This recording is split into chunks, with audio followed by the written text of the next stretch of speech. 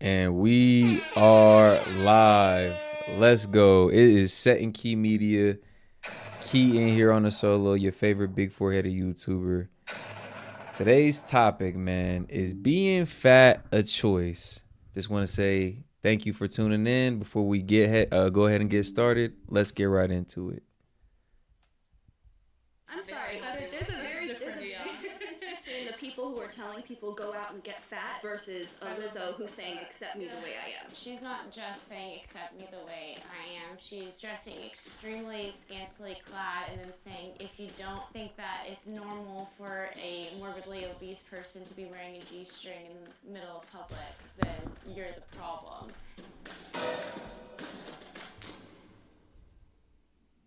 Is being fat a choice? Let's get into it. Being fat or skinny is a choice. Agreeers?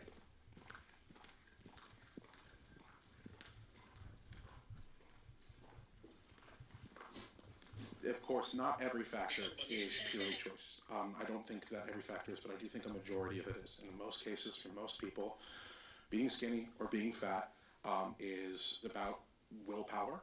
It's about the environment you grow up in, sure, but who you choose to associate with, what sort of things you choose to listen to, who you choose to kind of have as your friends around you and support you.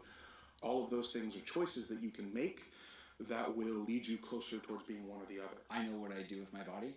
I know what I put into it day in and day out. I choose not to eat some days. I choose, how I want to look. And I don't fault anyone for how they want to look or how they want to be, but I think it's a choice at the end of the day. I'm very, always wish-washy on how I want to be presented and if I want to gain weight or not.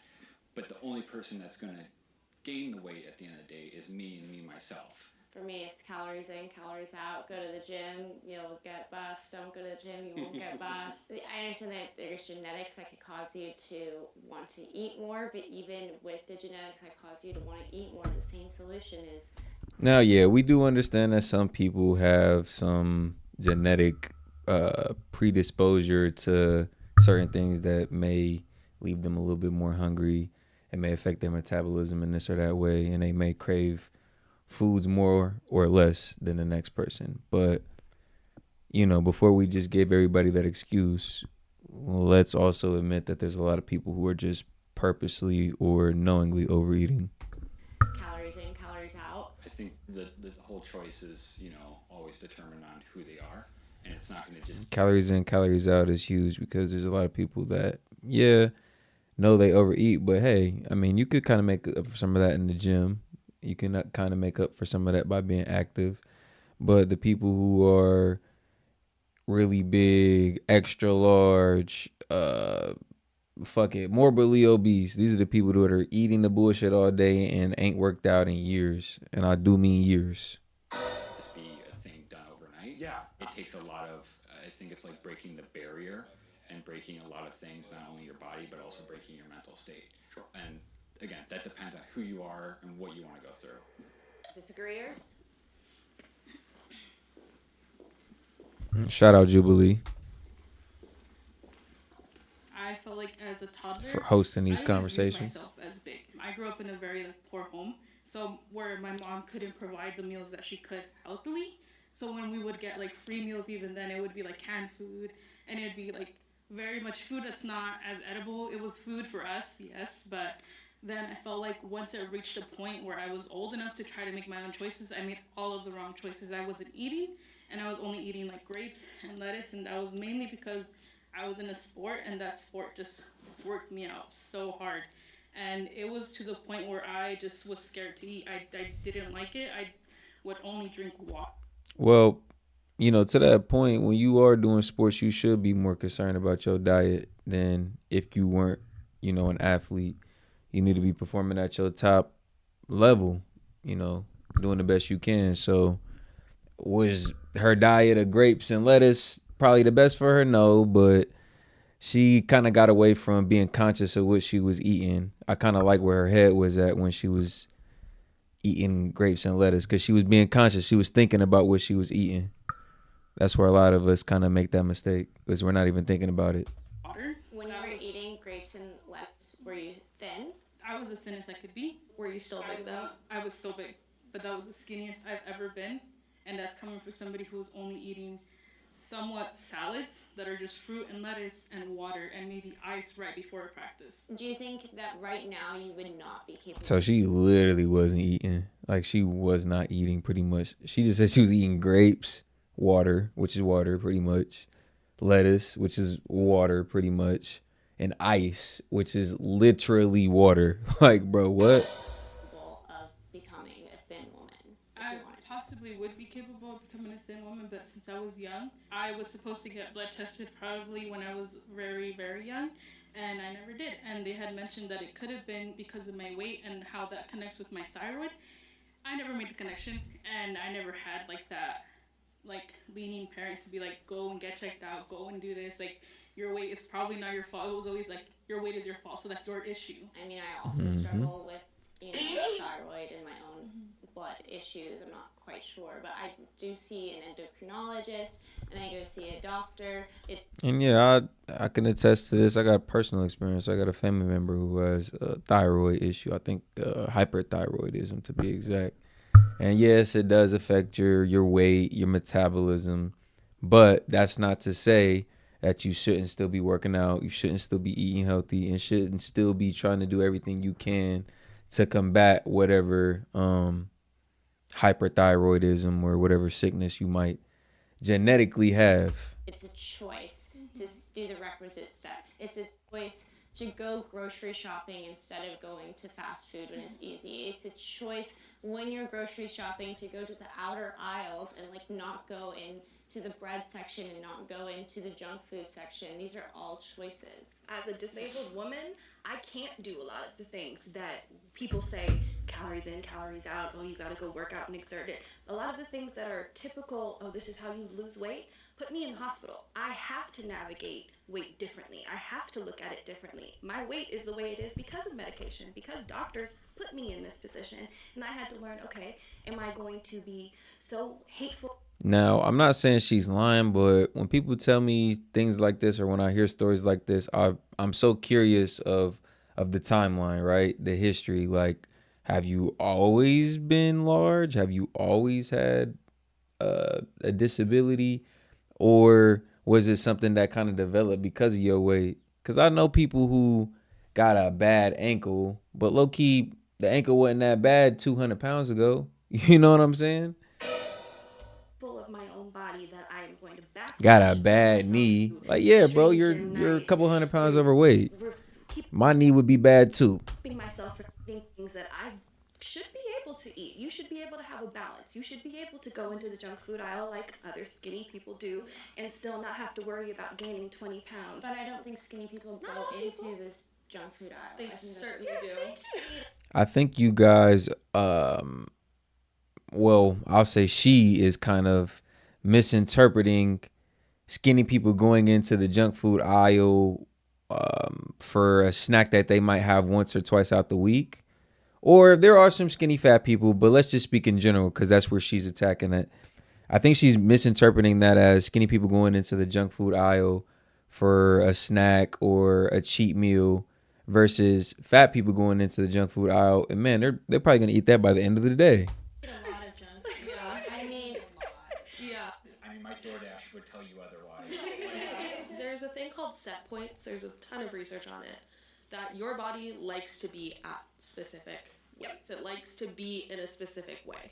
So if you are fighting yourself to lose weight by not eating, over exercising, and you are damn near killing yourself to be at a specific weight, your body's unhappy. It's important to note that a choice can be harder. And a lot of people be trying to do this shit unnaturally. There's a certain sauce, a certain method to losing weight naturally, healthily. So if you're trying to go outside of that, yeah, your body is going to fight it because you're trying to essentially leach your body of nutrients and weight that it needs that you're not properly losing or properly distributing. So if you're not going about it in the proper way, yeah, you're going to have some issues. For people to make due to conditions in their life. Yes. But at the end of the day, it's still a choice. I could say that I had food addiction. I looked to food when I was stressed and this and that and this. And so it's harder for me to choose it than for someone who has like the perfect lifestyle, someone who has parents who are giving them this and that and this. But I definitely still acknowledge that it was my choice. At the end of the day, when I go there and I look and I see, should I order a second hamburger? I'm the one choosing whether or not I order that second hamburger. I'm the one making that choice. Facts. Hey, you all right? Well, You can talk there, and you it's whether your tool temper.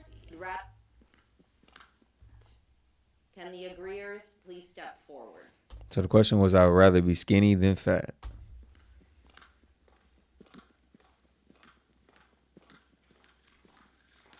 Yeah, at least he's honest. But there's okay, so there's looks like to be, we got 8 people in the room and only 3 people in the room saying they would rather be skinny than fat. It's kind of crazy. There's a lot of different struggles when it comes to being a bit bigger. And I have a sister that is she's 400 pounds and she struggles a lot. She has lymphedema and to shower is really, really hard. So I do think for like an overall Imagine the quality of life when you so goddamn big. It's hard to take your daily fucking shower. This shit is crazy. That's what I'm saying. Like, living life like that, it just reduces the quality of life that you could have. Like, you're not living life to its fullest potential, to your fullest potential. And it's really just sad because you're missing out on so much. And it's like you burdening yourself and others really at that point. happy life and like zero struggle, I think I'd rather be skinny. I think that it is common in society to want to be skinny. I think the average person typically wants to be skinny. I'm actually surprised that I didn't see more people come forward on that question. People treat you better. It is what is considered the standard of beauty. Your Facts. life expectancy is longer. You tend to be healthier. I'm also really tall. I'm 6'6". She cooking. So damn, this nigga's 6 foot. Oh my god. This nigga's 6'6". If he had took his health seriously, he could be in the goddamn NBA, NFL. He's 6'6". God damn it. I kind of wish I could just pick a single struggle because finding clothes and things like that when you're bigger both ways can make it really hard. So if I was skinnier, at least that's one less thing I have to worry about. But also, I've got 2 kids and a wife, and I'm taking care of them. And as you pointed out, I definitely think that I'm at less health risks if I'm a skinnier person, if I'm a healthier person in that capacity. And I would much rather be that so that I could be around for my kids longer. Can the disagreeers Yeah, please step very forward? true. But let's hear what the disagreeers have to say, because I'm very interested in why they think that they'd rather be fat than skinny. And there's a couple skinny people that said it. I'm speaking as someone who actually was a former smaller person, and I had the most body insecurities when I was small. I was constantly living in fear of gaining weight and having people tell me, oh, don't gain weight, don't do this, make sure that your weight is the same. And once I finally gained... Oh, man, I can just guess what she's about to say. She's pretty much saying that she's more comfortable being large because there wasn't low-key any pressures of maintaining or keeping the weight off. Once she finally gained the weight, she's like, oh, well, fuck it. Now it really ain't, I can't go any further than here. I've already gained the weight and it's socially acceptable now. So like shit, I'm more comfortable being big than I am being skinny because yeah, when I was skinny, I felt like I had to maintain the shit. Now that I'm big, there's nothing to really be worried about. That shit is crazy. I realized that first off, life wasn't over. I didn't feel any need to not engage in life the previous way that I had, and the attention that I got was different. But even as a smaller person, you get negative attention. And rather than trying to control my body to avoid that negative attention, I would prefer to address the situation as a society, make it more accessible for everybody to where we aren't feeling like I have to be a certain way that's normal in order to be treated like a human being and respected. If I could counter, because I was a bit bigger when I was Thank you for tuning in. If you're just now getting in here, today's topic is being fat a choice? Go ahead and let me know what you think. Set and Key Media. And just the way that I perceived myself, I hated it, and I even became anorexic to like not be big. I don't think skinny always equates to being healthy. Exactly. Now, I wish it was really phrased as being fit, because skinny doesn't always mean healthy. Sometimes skinny can also be an indicator of sickness, depending on how skinny or how frail you are. So I wish the question was fit or fat. I am fairly skinny. I'm 6'5". I'm 140 pounds last time I checked, and I'm severely underweight. And I know about this on a day-to-day basis. That being said, I don't know where I want to lean at a Bro, 6'5", 140, bro. appropriate weight level. But I think it's important to understand for some skinny people, we're not living. For reference, I'm about 6 foot, 6'1", 160, 170. That's crazy. In a great life by any means, and sometimes I feel like that's always kind of lost in translation when they see someone who's really skinny. I guess it depends on what you mean when you think of the term skinny. Are you thinking of just like an average weight person, or are you thinking of how you are now? I'm the average weight for like women in America. So if we're talking about an average, like I'm gonna be the closest. If your biggest priority is to be at a I ain't gonna lie, half of that weight isn't, you know what? I ain't even gonna say it. smaller body, you need to reassess your priorities. Yeah, not focus on health. Yeah. What's up, Sophia? Appreciate it. Thank you. I love the shirt too. One of my favorite shirts. There is such a gap between the research, because the research has a huge fat phobic bias in it, and there has been research that shows that they aren't, even especially during, let's say, COVID and the correlation between obesity. They rushed through those studies so fast because in society's mind, of course a fat person is going to equal someone who's going to get sick faster, is going to get sick easier. It was an easy job. Well, let's be honest, 9 times out of 10 that is the case, which is why you see a lot of the larger people complain when they go to a doctor's appointment or have any type of medical issue and they need to be seen. And half of the time they're disregarded or not looked at as seriously just because they're big.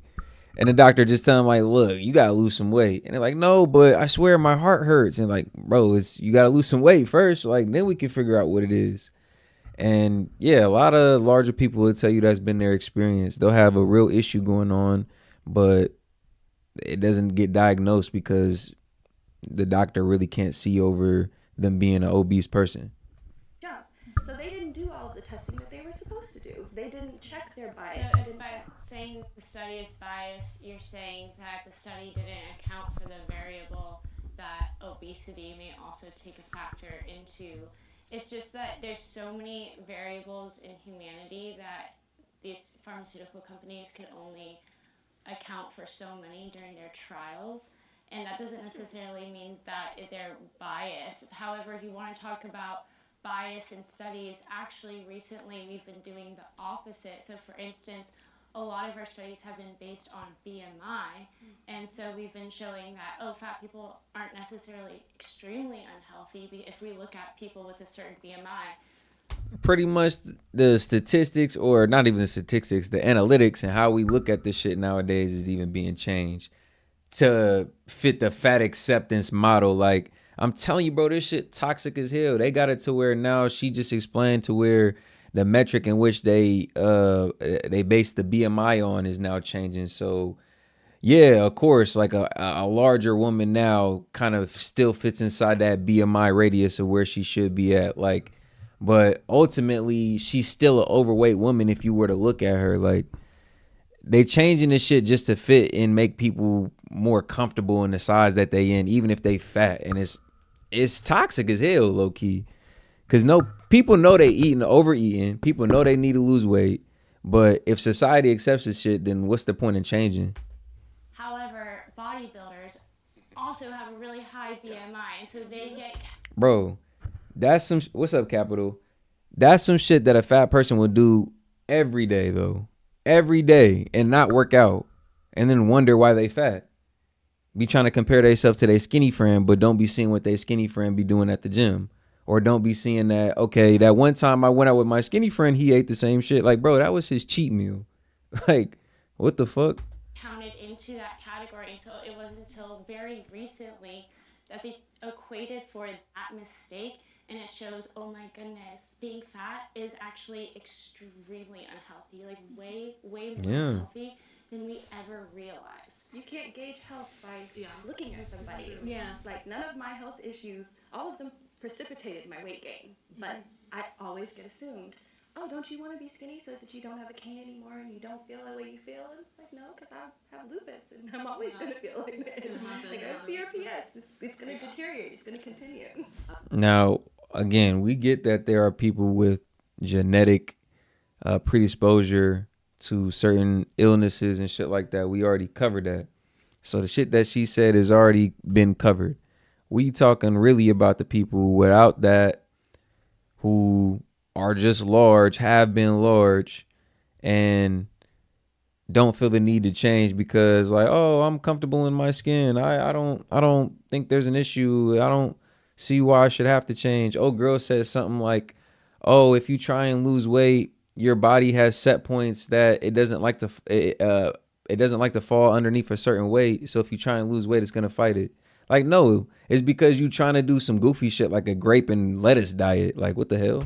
America has an obesity problem.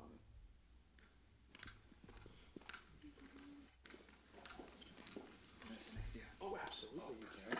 I think it's pretty clear. You look at the weight of the average American, you see how obesity has affected not just children. I mean, the fact that we have more younger and younger people who are looking heavier and heavier, and you see that, like, you know, the Heavier and heavier and fatter and fatter. and you compare that to how we were in the past.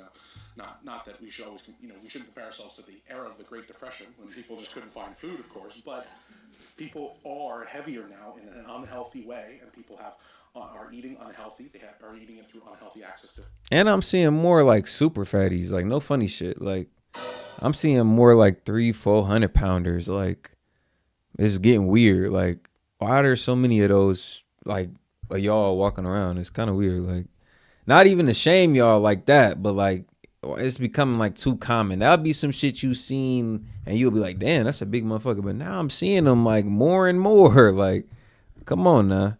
The food, they're eating diets high in seed oils. They're eating high corn syrup. They're doing all this kind of stuff that's not good for them that we didn't used to do, and it's bad. It's not a good thing. It's an epidemic. It needs to be quashed in some capacity. There's so much access to just anything. Like, it's so crazy these days, and you know, I'm so surprised that we're actually supporting a lot of this, you know, and there's always people like, you know, like, it's fine that we have like, If you're just now tuning in, make sure to like the video on your way in.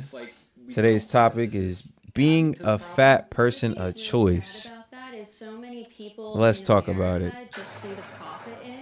I don't want to say I know that these people know the problem, but it's like, how can you not see the problem? They have to see it and just not care. They have to just be like, well, we're gaining profit. Do you see how much this McDonald's is making? Right. Put another one across the street. Like, that's just like how it is. The corporations, it's the medical industry. Having a fat country makes us money. It's just how the cities aren't walkable either. Yeah. America is a country of non-walkable. That is why I wavered a little bit, because I think we have a problem with how to. That's also true. Like, I was looking at a Twitter study on how America is one of like the least walkable countries. Like, bro, you go to other countries or you go to other places in the world, bro, like, there's paths to walk almost wherever. Like, in certain cities or outside of certain cities, bro, like, you gotta have a car to traverse these cities, or in America, you really gotta have a car to get around like that, for real, for real. Obesity. I think we have a problem with how to make it so that it is not an epidemic. This is a systemic thing, that we are in a society and in an environment that breeds this. And we are doing it to ourselves, we are doing it to our children, and our corporations and our industries are doing it to us, and they aren't having to take responsibility. And they're encouraging it with media. So And the mukbangs, I was literally going to bring that up, the mukbangs and like all those videos that just come out to trends. For people not only the mukbangs. Those shits are toxic because people see people eating out that food, and it low-key just encourages them to go and eat all that type of food. I don't get I don't understand the purpose of the mukbangs. I really don't. Like, it's just fat for no reason. Also, like, Lizzo and other other big like media. I don't know. I'm sorry. There's a very different, big difference between the people who are telling people go out and get fat versus a I love Lizzo who's myself saying fat. accept me Yeah. the way I am. She's not just saying accept me the way I am. She's dressing extremely scantily clad and then saying if you don't think that it's normal for a morbidly obese person to be wearing a G-string in the middle of public, then you're the problem. And they're trying to normalize society to this obese culture, which is extremely unhealthy. And What is an obese culture? a culture which like normalizes I'm obese. obesity. That is very true, Capital. Well, obesity is already normal, so Texas is bigger than a lot of smaller of those smaller European countries. What's the difference between a obese person, myself, walking around in a G-string or a bathing suit, as I do almost every day, and a skinny person? Like, is it okay that the skinny person is doing that? I don't think so, but I don't think that's for other reasons. I get the whole public thing. to say that when Lizzo does it is the same as a Victoria's Secret angel is just not the same. Yeah, what's the Because difference? what do you mean? Are you telling me they look? You're telling me it doesn't. I'm not saying they look different. Bro, in Europe, you can take a train around all those countries, low key. That's how close they are together. That's how close in proximity they are. They're not that spread apart. It's easy to traverse. You can literally take a train like boop, boop, boop. Like that's why people go and say, I'm going to backpack Europe because it's all close together. Well, I mean, Lizzo goes on that's the stage. implication. So if I walk down the street, I'm a runway model. I'm a print and runway model. I have walked down a runway in a thong. So me doing that is shameful, but a skinny model is okay. I didn't. I don't know if I use the phrase shameful, Problematic. but I don't think that we as a society should be modeling obesity. So I'm not modeling obesity. I'm modeling the lingerie that obese people need to be able to have availability to buy. So they've always had those. She just said the same thing in a roundabout way. Like, we don't need to be modeling obesity. Well, I'm just modeling the lingerie that obese people need to be able to buy. Like, Well, how about we encourage obese people to lose the weight to be able to fit into regular size lingerie? Like, why are we making plus size lingerie? Like, let's make that a regular size people thing to incentivize big people to want to be able to fit into the shit. Need to buy We have not. lingerie. A single underwear is like almost $20. Yeah. And you go to like any other Walmart, any Target, and like all these underwears are on special for like $5 to like $20 and stuff. Well, it does like, take more fabric to make it. It does take more fabric to They make use it, that but as an it's excuse. Bro, y'all, not that y'all complaining that y'all gotta pay big people price. Y'all want to be big. But now y'all complaining y'all gotta pay big people price? Oh, hell no. You 600 pounds, pay that 600 pound price. That's what it is. But That you would- make yards of fabric Yeah. for gowns. Like, Is a small a different price than an extra large or a large? It is. And we're- Pay that extra large I price. gotta pay more money. I think people view models and Instagram people and all of us who are plus size and proud as we're pushing this obese lifestyle. No, I'm pushing the fact that this is what I live in. This is my life. And I need other people who feel this way to say, hey, I want to be able to wear clothes that look cute too. I do think there's a problem with obesity in America, but I think it's a first world country problem because it's spread across the globe. And also, I don't see it as a problem. I do feel like health-wise, people should try to be healthier, but there's no perfect body. There's no perfect person. There's no perfect size. That's true. There's people who are underweight. There's a lot of them, and then there's a lot of people who are overweight. So I really don't see it as like a problem. But just to touch on, And she made a great point because not everybody needs to have a six pack. Not everybody needs to have crazy arms and muscles, but everybody does need to be striving for their best version of themselves, whatever that might be for that particular person. Trying to be as healthy as you can be, eating as you know you should be, and working out regularly. It's as simple as that, really. what you were saying, because I am in the fashion industry. I wanted to become a fashion designer. My dad was one. And they buy 10 rolls of fabric for one price. So it really doesn't cost that much. Facts, man. And that's another point. You made a great point, Capital. You want to be in your best physical shape because you never know what you might be getting into. You don't want to be in a situation where you need a run or you need to lift some heavy shit, or you trying to do some crazy shit, some athletic shit, and you can't because the last 10 years of your life you've been eating pizza, burgers, and steaks all day, every day. And you can't walk up the stairs, let alone fend off a threat or run out of a dangerous situation. Now you fucked. Like underwear. Sure, but don't you also have to worry about distribution? I mean, if the average person is, let's say, in between small, medium, large, and you're sending clothes out for those, you know you could send out 10,000 of this, 10,000 of that, 10,000 of that. You can't always send out 10,000 3XLs because you're not going to have that many people fitting in the 3XL. No, because there's somebody who works in marketing and they research that area. There's a census. So we have a database of what type of people are there. Now we don't know who's going in there, but we know the type of people that live in that area and the type of the people that come and visit the area. So that person is doing their job accordingly, and usually large sizes are sold out. Okay, so somebody brought up the food desert earlier. Let's be honest. Let's be honest. There's probably more people buying larges and extra larges than there are people buying smalls and mediums. Let's be honest. Let's be goddamn honest. Can't even think of an area that would have a so-called food desert. Sorry, can someone explain, like, maybe just for my ignorance, I'm guessing a food desert is just there's no food anywhere? No, it's healthy options for food. So you can go into certain low-income areas and you'll see a Starbucks, a McDonald's, a Chick-fil-A. Okay, she got me lost right there. I ain't gonna lie. Chick-fil-A doesn't go into low-income areas. They have a whole real estate strategy that strictly elicits that they do that. Like, they only go over certain demographics. They only go into certain areas, certain markets. It's Chick-fil-A. You ain't never seen a Chick-fil-A in the hood. But there's no Trader Joe's.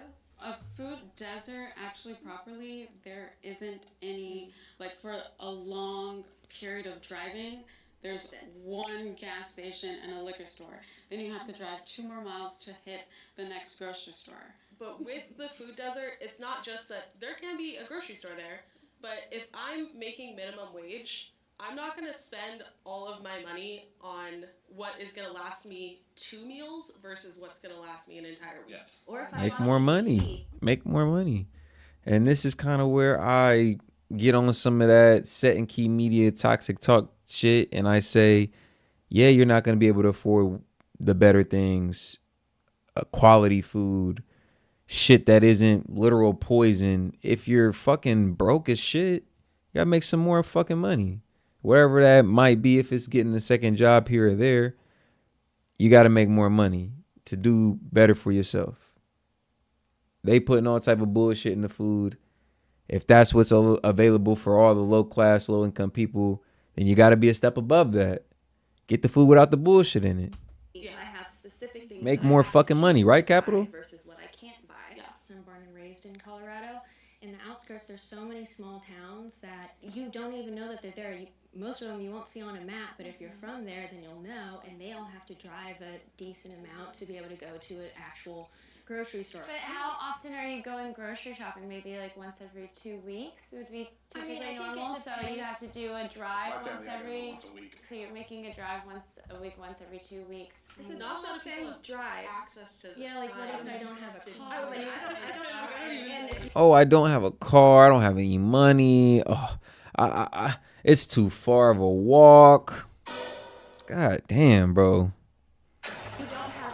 Usually, these food deserts also have very poor. And that's why people ain't got shit. Everybody always got a fucking excuse. You got an excuse to be fat. You got an excuse to why you can't access better food.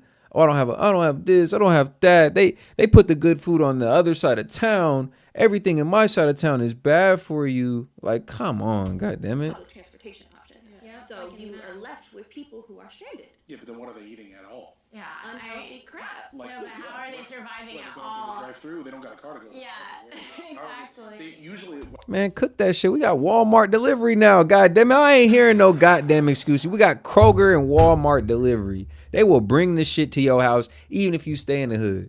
There's access to this shit to anybody, bro. And they take EBT. And they take EB fucking T. The people go spend their EBT on some bullshit. On some over processed ass shit. But when it comes to making a home cooked meal, a balanced home cooked meal for them and their loved ones, yeah, they running from it. But they'll go pick up some bullshit, some cheesy, gooey, greasy bullshit. What I've seen when I go to those rural towns and those rural places is they have chickens and they have animals. Right. And guess what? That's facts, Capital. That's like, pick a fucking struggle. Protein, things like that.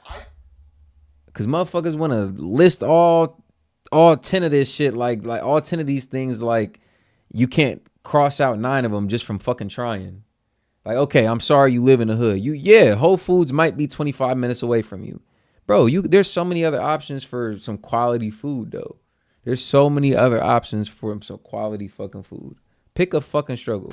I think I would be healthier if I lived rurally. In fact, my wife and I are trying to leave the state so we're not near all the Uber Eats and all the... I grew up in a town of 500. The obesity problem there was not as significant. He says, so we're not around the Uber Eats. Bro, if you can't delete the Uber Eats app off your phone and that be that, you have no fucking self-control. If you have to move out of the country to avoid Uber Eats, Jesus Christ. As, say, did I hear that right? Hold on, I might have heard that right. I think I would be healthier or wrong. In fact, my wife and I are trying to leave the state so we're not... He's trying to leave the state, not the states, but he's trying to move away from wherever he's at just so he's not tempted with Uber Eats. Bro, you're the problem. If you can't delete the app off your phone and that be the end of it, you have zero self-control. Near all the Uber Eats and all the... Zero fucking discipline. I grew up in a town of 500. The obesity problem there was not as significant as, say, in LA. And we talk about like food deserts and stuff. The nearest Walmart where I grew up was 45 minutes in any direction. The nearest McDonald's was nowhere near to be seen for a long time. So when I hear these, like, and there could be some evidence there as like the obesity problem is very low lift. Were there grocery stores in your small town? Yes. Exactly. Like I'm like kind of baffled by this. Thank you. And in that situation, a lot of times those small hometown grocery stores will have not a large selection, but you can go in there and get a little bit of something. You're going to be able to go in there and get your fruits and veggies. You might not be able to go in there and get your whole selection of 100 different, you know what I'm saying? But you'll be able to go in there and get what you need. Healthy options.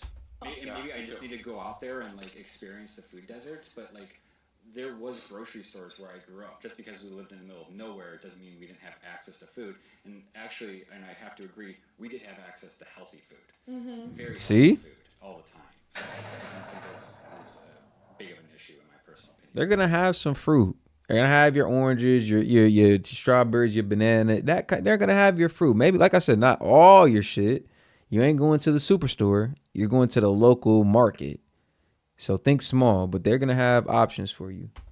Fat shaming is worse than skinny shaming. Good question. Step up if you agree. So I do agree that fat shaming is worse than skinny shaming. Just overall, entirely, the way that people like comment on people's weight compared to somebody skinny, they usually don't comment on somebody skinny. Yeah. They don't think there's something wrong with them. They don't, like, they'll maybe say, like, oh, you're very thin. Do you want to eat a cheeseburger? But that's not as bad as telling somebody, you eat 10. Stop. And you don't even know that they're eating 10. Fat shaming is a systemic problem.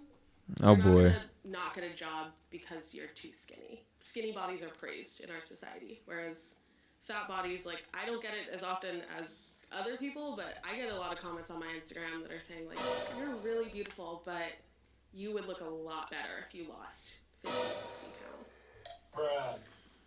60 pounds. Hilarious. Hilarious.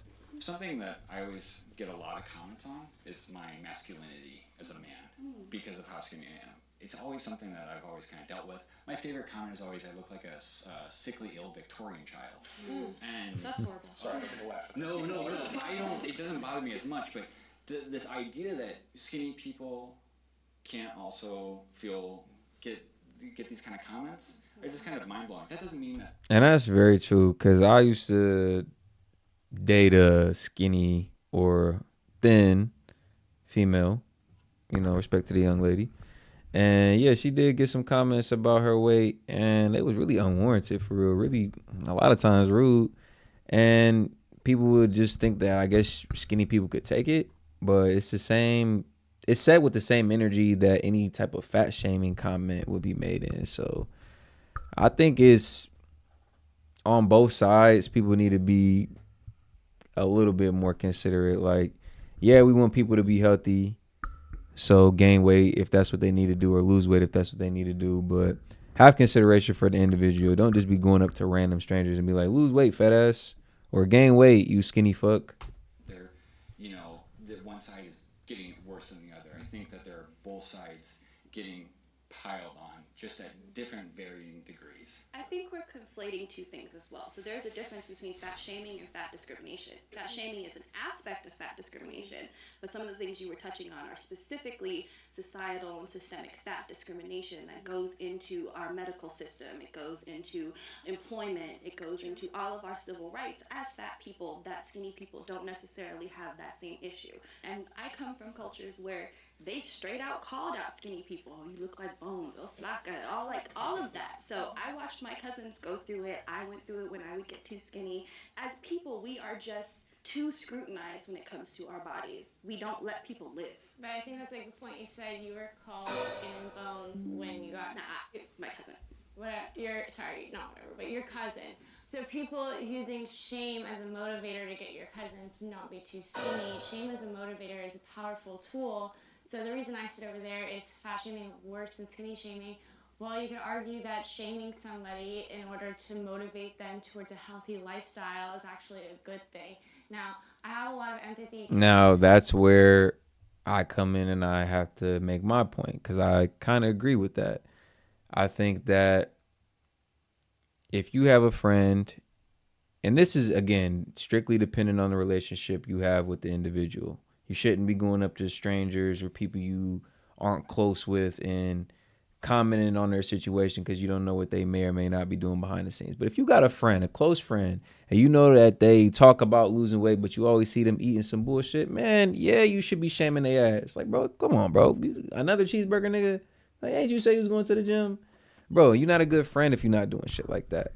Now, again, it depends on the individual. If you got a sensitive friend, don't be attacking his ass now. You know what I'm saying? But you're not a good homie if you're not letting your peoples know where they're fucking up at. And that's not even fat shaming. That just can be said about the whole relationship. You gotta let people know where they fucking up at if you care about them. Hearing your story about how you've been struggling with this since you were a child. Since I was like a newborn baby, like health, just everything's just been on that end where I've never known anything about being skinny or being fit or being athletic. I've never known anything. Low key. Probably your situation, I don't think shame necessarily would motivate you, but for somebody where it is a option. So for instance, if you watch TLC, you watch My 600-Pound Life, 1,000-Pound Sisters, Family by the Ton, all of them can do it. All of them have had this systemic issue. And why is there so many fucking shows about being fat? Like, that shit is fucking scary. It's sick. Like, they romanticizing this shit, low-key glorifying it. Though I have watched those like as a younger person, and it would make me feel disgusted with me when I was Fat people in love, fat people in a family, fat people trying not to be fat but still are fat. Like, fat people obsessed with food. Like, bro. Oh my God. So it would make me worse, and it made my mental health worse. Because then I'm like, is that how like everybody automatically views me as just like somebody who's oversized and could possibly never even attain it because it's so just common? I don't think we should shame anyone to do anything. I think everyone deserves to like themselves enough to like enjoy life. And if you And the argument is never that you shouldn't love yourself. No one's saying you shouldn't love yourself. But if you really love yourself, then you would enact that change necessary for you to be the healthiest version of yourself. So don't go around saying like, oh, I love myself. I'm just fat and I'm comfortable in my own skin, because you're halfway lying to yourself. If you truly loved yourself, you would make the change necessary to be the healthiest version of yourself. Then you could talk about, oh, I love myself. I'm so spiritually in tune with myself. Blase, blase, blah. But I ain't trying to hear that if your ass 200 pounds overweight. you do that as a fat person, okay. If you do it as a skinny person, also chill. It's not my business. Shame is a broad category. I do think shame works in some cases.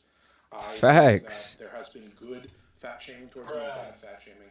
Bad fat shaming is just, somebody just saying. Everybody done seen a motherfucker say, "Oh, you fat, you fat, you fat," and then somebody post a video 6 months later, they ass was in the gym. Now they cut the fuck up. There you go. We all done seen that a couple times. So sometimes that shit be working. Like let's keep it a buck.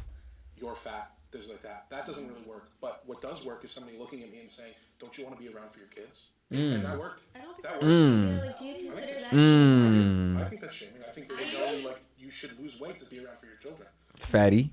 I think that's shaming. Like an attempt to like try and say something bad about me. Like the personalizing It's a slight jab because like if you remain the same size, you potentially won't be here. towards you and towards your kids. And Sure. Of course, yeah. Yeah, but I think that worked. I think that worked. That really encouraged me to go to the gym and start trying to lose weight. That's you though. Sure. I think you have to be specific to the person. I think that's one thing is it depends on the person. Sure. And if someone wants to shame me and like, it depends on the person. I've been shamed a couple times and it's kicked me into gear to try to gain weight, but it's still really hard. Sure. And it's, it depends on who you are, I think.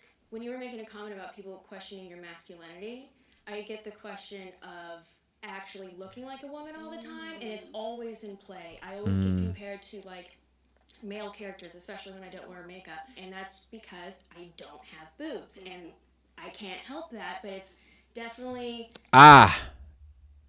We've identified the transformer. really hard to like have people tell you constantly like here's the standard of how a woman should look, and you don't look like that without even saying it. They don't say it. That's facts. I've always said your body is a representation of how much you respect yourself as well. How much you respect yourself. Because if you respect yourself and have the utmost respect for yourself, then you're going to maintain that goddamn fitness. Because why wouldn't you? One soccer player or something, and I think it's funny, but also shame can also be hard because I can see what you mean. Sometimes it can really motivate you when it's out of love, Yes, but when it's out of that's the pain difference. and when it's out of like not knowing someone and just saying it, then Yeah, the people who said that to me about my kids were not just some random guy online. It was people who were close to me and I knew cared about me, who I had a conversation with. So I do And think that's what I'm saying. That's what I'm saying. That's the type of fat shaming that you should really just ignore. Motherfuckers online talking shit, trying to get some laughs off. Bro, fuck them. But if your right-hand man comes to you, if a family member, a trusted individual comes to you and says, look, man, I care about you. I want to see you here for the long term. Bro, you want to come to the gym with me? You want some workout tips? Like, let's get you going. Like, you should take that type of advice, that type of serious conversation. You should take that seriously, because ultimately that's not even shaming. That's just them coming to you and letting you know what it is, being a real friend and letting you know the change that you need to make. I think it matters who says it, but I still would consider it to an extent shaming. And I'm okay with that. I think there is good shame. I think sometimes it helps motivate people in the right way. The body positive. Or if you a nigga like me and you got homies who you close with, you could be like, yeah, bro, like, come on, bro. You said you was finna hop your fat ass in the gym last week. Why you eating cheeseburgers still? I mean, that's how me and the homies talk, But like I said, it just depends on your relationship with your homie. So, but either way, if you're a real homie, you're going to let them know. Activity movement promotes childhood obesity.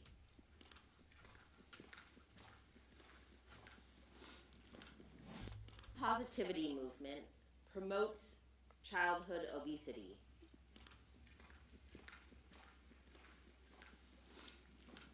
Diet culture has positive effects. I guess for me, diet culture is an important thing to have for people in the world. What I've realized after we're about to finish this up is there wasn't a lot of talk on skinny culture or like skinny people as a whole. Maybe that's because of how the prompt is. But I think it's important, if we're going to give positivity to kids who are obese, I think it's important to give them the options to, say if they want to lose weight, they can. And I don't see a problem with that. Yeah, any real sense. Very true. I think that there's nothing wrong with that information being out there. Diet culture, gym culture, fitness culture. It gives a lot of people direction. We're already spending so much time on our phone. There's already all this food, uh, corn that exists, and all this other stuff that promotes eating and cooking and all this greasy, gooey bullshit. So why not put the other side of it out there? So I agree. I think that diet culture is a reason that a lot of people struggle with weight problems in the first place. I have even struggled with my own weight issues in the past, and I was like struggling kind of with depriving myself too much because I had a trainer. And then I started binge eating. And as soon as I had like a mental break where I was like physically incapable of stopping myself from putting food in my mouth, I immediately went to see a doctor. And that doctor told me to read a book called Intuitive Eating. And it wildly changed my life. And it was about getting past diet culture and about how so many people ruin their lives with diet culture. And you see it with like somebody talked about eating grapes and lettuce, and it's grapes and lettuce, and it's just like it's this extreme, and so you go from one extreme and then you break, and then you go to the other extreme, and so like I was in my extreme, I broke, so that's why I'm anti-diet culture. Yeah, I tried keto for a while. And that's the thing about what I realized is like that fad diet kind of stuff. And yeah, did I lose weight? I absolutely lost weight. Sure, I didn't keep it off, and the reason I didn't keep it off is because diet culture is about turning the word diet from your overall eating into an activity that takes place over a period of time. A diet should not be something you do from January until May of next year. Yeah, you really looking to enact a lifestyle change, and that's what people kind of miss out on when they make that change in their eating habits when they're trying to get healthier, is that they think they can just cut out certain foods for a little while, or yeah, I'm gonna eat salads and I'm gonna be fit and blah blah blah. I'm gonna just do that for a little while. You're really looking to kind of cheat the process, or even if you want to look at it in a long term sense, you're not going to be able to maintain the weight loss if you cut out the bad foods for a little bit and then just come right back to them. Make the lifestyle change of prioritizing healthy foods and then putting some of that bullshit in the back end. Because I'm not going to say you can't have it, but prioritize the healthy foods on the front end and you'll see the change that much quicker, instead of just trying to, oh, I'm going to eat salads for the month and I should lose all this weight. Oh, I'm going to go on a juice cleanse, a juice fast. Bro, you trying to shortcut the shit. Diet is what you continually eat, is what you continually put into yourself. Yeah. Lifestyle. Yeah. So my issue with diet culture is this idea of like, oh, I've got this perfect solution for you, man. All you got to do is this, and this, and that. And it's like, no. Like the reality is like, yeah, there are good, correct, and objective ways I think for a lot of people to eat, and yes, everybody has to have some variations here and there. There's no one bag fix all, and diet culture is so much about trying to say like, all you got to do is just eat cheese puffs every day for the rest of your life. And it's easy. Yeah. And so I that's why I think diet culture doesn't help. You know, you're always going to get those people who have the perfect answer, they have the perfect solution to either lose weight, or diet isn't just losing weight, it's also gaining weight. You know, and I think a lot of people, maybe it's just for me, but when I diet, it's actually not the opposite of fasting. I'm trying to eat more, I'm trying to gain more. And I think people forget that when it comes to diet. When people instantly hear the word diet, they think losing weight. No, a diet, you could be on a cut or a bulk. So he's essentially explaining that when he's talking about a diet, he trying to bulk up. I don't think that should always be the case. I've been on a lot of diets. I've been on diets for myself. I've been put on diets, and I've been put on diets by my coaches. So when I was young, I felt like it was more so like fasting, not eating, but working out, and maybe hopefully eating once you get home as a reward. And then when it became like, oh, like you're a good person in the team to like be the big person, be the defender, be buff. So it was like, now we have to gain all this weight and we have to pound you out. So it was like I had to eat. Oh, Like, yo, 5 meals a day. pause. And I No felt Diddy. so gross because I was just like, I've never had to like pull out like a bar or something and like eat it during class and be like, I have to eat this because it's part of my diet. When we talk about diet culture, we're talking about not your diet as a whole. It's usually a fad diet is what we're talking about when we're talking about diet culture. And for me personally, I know that I've seen a lot of, especially women in my life, going on fad diets that are just not sustainable. And that's kind of the purpose of diet culture, is that it's not a sustainable thing. But Yeah. talking about like mainstream, like, And that's exactly what I was saying. You're looking to enact a lifestyle change rather than a quick fix, shortcut. Let me do this juice cleanse, juice fast for a week, this salad diet for a month, and then all my problems will be fixed in a jiffy. Like, that shit ain't gonna do nothing for you, and that is toxic. keto, like gluten free, and I think it's everyone's just polarized on these certain ones that I believe that you should eat gluten. I think if you take it out of your diet, you're actually going to get sick. Unless you're celiac, no, like, yeah. It goes back to like what she said, which is, intuitive eating. So what is the positive you think you've seen for people from diet culture? Which I think, and I guess, what do you consider diet culture? I guess like diet culture to me is the resources you need to get to where you want to be in your life, in your body. Mm-hmm. That's how I've always viewed diet By culture. dieting, do you mean like journaling what you're eating? Yeah, if you want to journal, if you want to, talk to a therapist, if you want to work out, if you want to see a doctor, if you want to go on meds, like everyone's. But it's not being super, like when you diet, you're not being like, I'm completely cutting out carbs or I'm completely doing this, right? You're like, Now, I will give my input here because I think that journaling can be healthy if you're trying to stay within a certain parameter. What isn't tracked can't be managed. So losing or gaining weight, I think that if you're keeping track of it, writing it down, keeping it in a notes app on your phone, then that can only help you really. your macros and your micros and your calculator. Like, I guess if you're asking if I know how many calories I have to eat, yeah, like I have to eat like 4,000 a day. When most people talk Damn. about diet culture, they've done some sort of God damn, he said he got to eat 4,000 a day. That's a lot of fucking calories, but he is 6'5" though. I'll give him that. But god damn. really restrictive thing, and when you do something really restrictive, it changes your brain chemistry and the way that you think about food, and it makes you obsessive over food.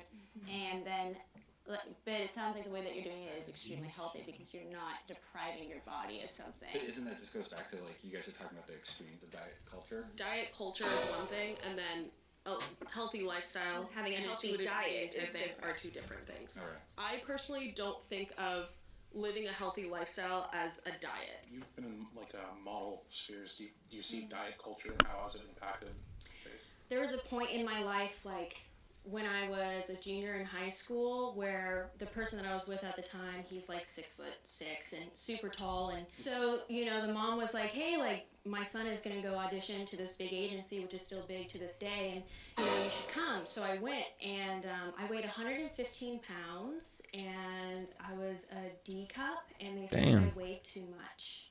And so seeing that really struck me She was a in D the cup? beginning with the negative part of Hold on. dieting, and just, I ain't gonna lie. I thought she revealed herself as a transformer. Bro, I thought she said she was a D cup.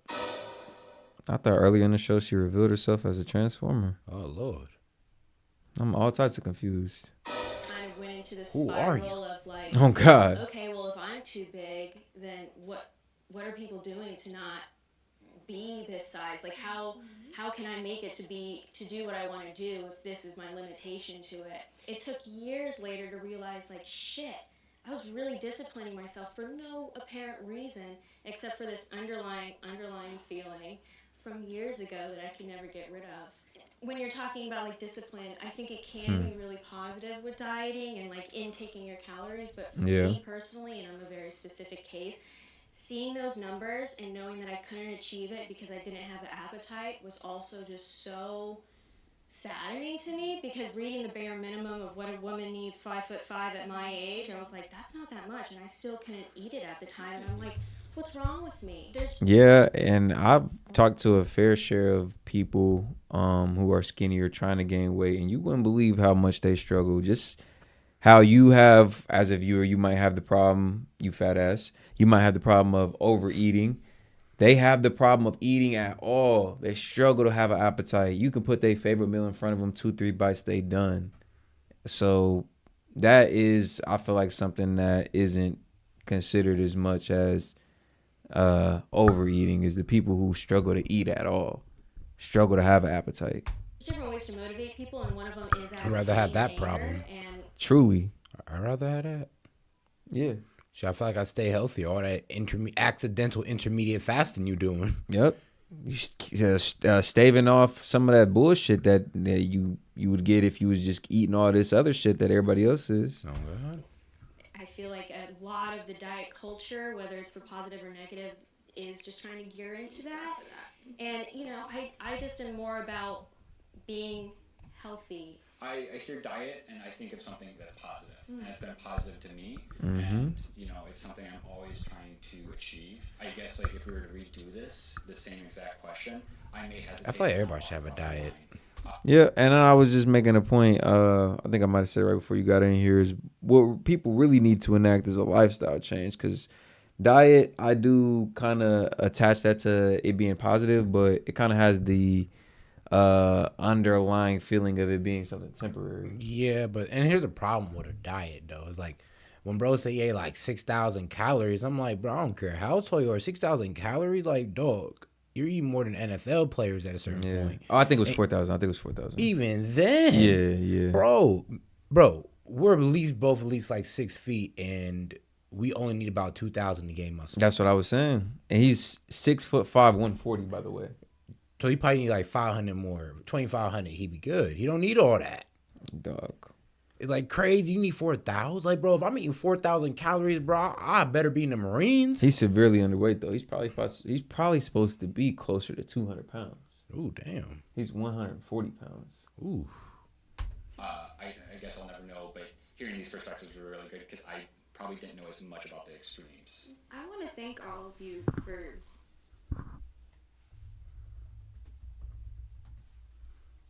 That nigga's on a different type of time. Oh God, severely underweight. So hold on. He's underweight, but hold on. He's underweight, but he eats 4,000 calories. Yeah, he's trying to gain weight. Okay, that makes sense. Yeah. I thought it was the fat nigga across from him talking about, oh, I'm 6'5" with 4,000 calories. He's 6'7". Whoa. Yeah. They had some tall motherfuckers on here. He didn't reveal his weight though. Man, because, bro, it's like really only tall niggas who can honestly get away with it sometimes. Yeah. Like, low key. It stretches out different on us. I swear. If you was a little bit shorter, dog, you would be a little more encouraged to lose some weight. Facts. Short dudes can't play with their fitness. Nah. But yeah, y'all know what the music means. It means we closing it out. Appreciate y'all for tuning in. Still got a few of y'all in here, man. Make sure to like the video on your way out. Appreciate y'all for tuning in, man. Yeah. Adam 22 reaction coming up next. All right. S.E.T just broke it off for y'all.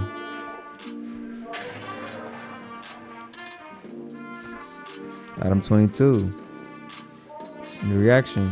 Yeah, man, you about to get into it. But I hope y'all enjoyed that. Let me know if I cooked or not. I'll go ahead and close it out here. Appreciate y'all for tuning in as always. Kiddo shit on the beat. Make sure to like and subscribe on your way out, man. We appreciate the love and all the support. S.E.T and Key Media. We're taking over. Peace. Catch y'all.